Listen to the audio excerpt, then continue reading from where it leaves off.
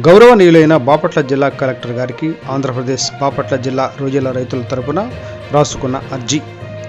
నాసి రకం monodon black tiger రొయ్య పిల్లలను సాగు చేసి నష్టపోయిన రైతులకు హ్యాచరీస్ ద్వారా నష్టపరిహారాన్ని ఇప్పించుట గురించి మరియు నాసి రకం మోనోడాన్ బ్లాక్ టైగర్ రొయ్య పిల్లలను ఉత్పత్తి చేయకుండా హ్యాచరీస్పై తగు చర్యలు తీసుకున్నట గురించి బాపట్ల జిల్లాలోని చినగంజాం, వేటపాలెం, బాపట్ల, కర్లపాలెం, నిజాంపట్నం, రేపల్లె మండలాల్లో సుమారు 26,000 ఎకరాలలో రైతులు రొయ్యల సాగును చేయించున్నారు.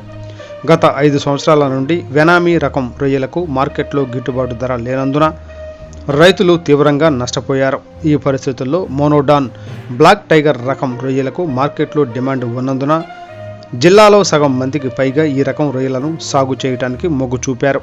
అయితే గత 2 సంవత్సరాల నుండి మోనోడాన్ బ్లాక్ టైగర్ రొయ్య పిల్లలు ఉత్పత్తి చేసే హ్యాచరీస్ వారు